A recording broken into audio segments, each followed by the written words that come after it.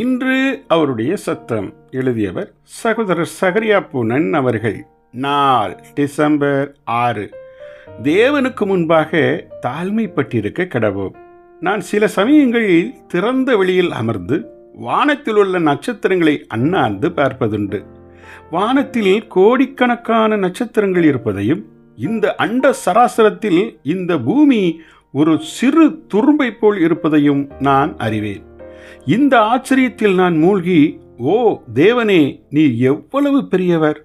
இந்த அண்ட சராசரமும் எத்தனை மகத்துவமும் பெரியதுமாயிருக்கிறது!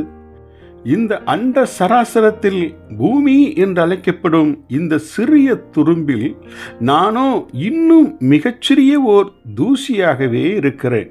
அப்படி இருந்தும் இந்த பூமியில் உம் ஸ்தானாதிபதியாய் இருந்து கொண்டு உம்முடைய மகத்துவங்களை பிரசங்கிக்கும் பொறுப்புள்ள இடத்தில் இருக்கிறேன்.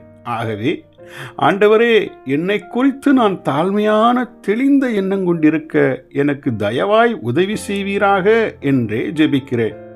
இதே ஜெபத்தை நீங்களும் கூட தேவனை நோக்கி ஜெபிக்கும்படி அன்புடன் ஆலோசனை கூறுகிறேன்.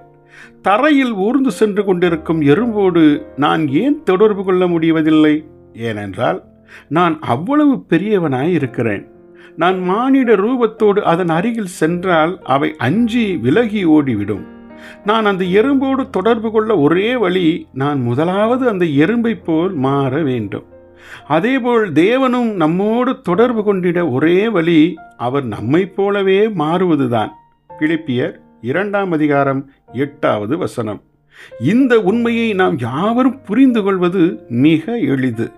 இப்போது அதேபோல் நாம் பிறருக்கு செய்யும் ஊழியத்திலும் கூட, அது ஸ்தல சபையோ அல்லது சந்திக்கப்படாத இடமோ, நமக்கு முன்னிருக்கும் முதல் நியதி எல்லாவற்றிலும் அவர்களுக்கு ஒப்பாக மாறுவதுதான் என்பதை மறந்துவிடவே கூடாது. அதாவது எசேக்கியேல் தீர்க்கதரிசி கூறுவது போல், அவர்கள் உட்காருகிற, அதாவது தாபரிக்கிற ஸ்தலத்திலே நாமும் உட்கார்ந்து என்பதே அதன் பொருளாகும். எசேக்கியேல் 3:15. இங்குதான் தேவனுக்கு முன்பாக நாம் தாழ்மைப்படும் ரகசியம் அடங்கியிருக்கிறது.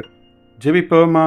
எங்கள் பரலோக தகப்பனே, உம்முடைய மகத்துவத்தை நான் கண்டு வானங்கொள்ளாத தேவனுக்கு முன்பாக எப்போதும் தாழ்மைப்பட்டு வாழ, எளியவர்களிடமும் தாழ்த்தி ஐக்கியம் கொள்ள உதவி செய்தருளும். ஆமேன்.